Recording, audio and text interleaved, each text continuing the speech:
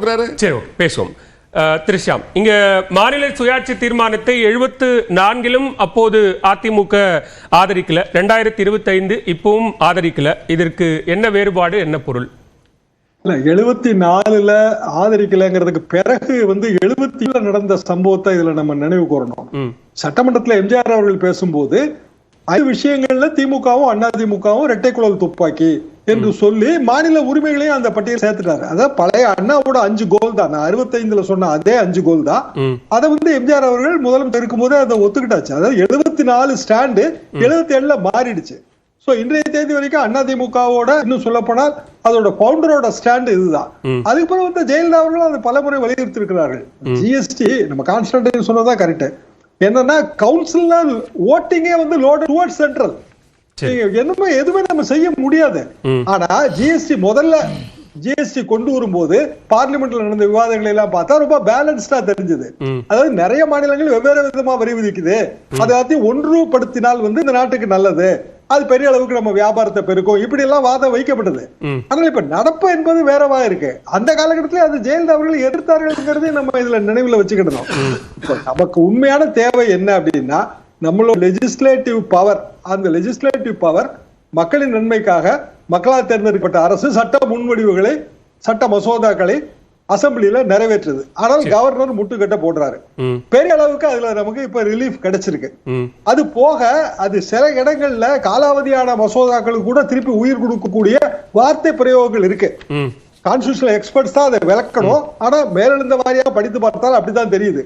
உதாரணமாக நீட் இனிமேல் தமிழ்நாட்டில் கிடையாதுன்னு ஒரு அரசாணையை இந்த அரசு பிறப்பிக்குமே ஆனால் அது அநேகமாக சட்டப்படி, இன்னும் சொல்ல போனால் சுப்ரீம் கோர்ட்டோட சமீபத்திய தீர்ப்பின்படி அது ஊர்ஜிதப்படுத்தப்படும்.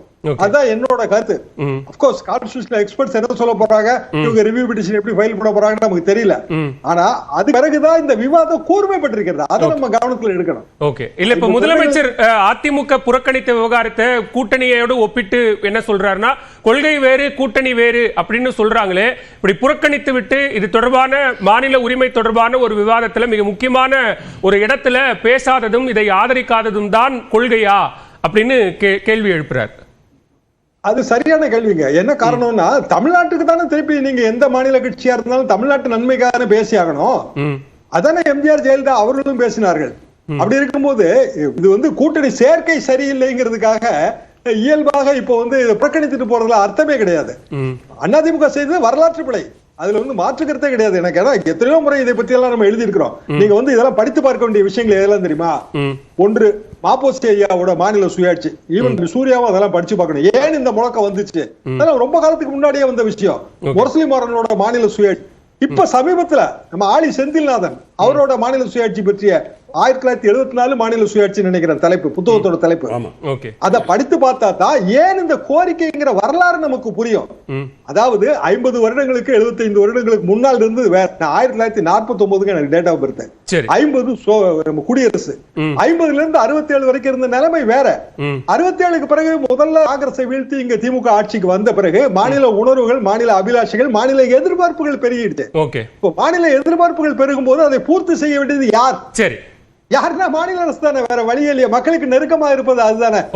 அது அண்ணாவே அழகா சொல்லுவாரு. நீங்க சுதந்திரம் விட்டுட்டீங்க, உங்ககிட்ட இருந்த சங்கிலி எல்லாத்தையும் நீங்க அவுத்து விட்டுட்டீங்க, ஆனா அந்த சங்கிலி எல்லாம் எங்களுக்கு போட்டு வச்சிருக்கீங்க, மாநிலங்களுக்கு போட்டு வச்சிருக்கீங்க, கைகளிலும் கால்களிலும் சங்கிலியால் கட்டுண்டோ.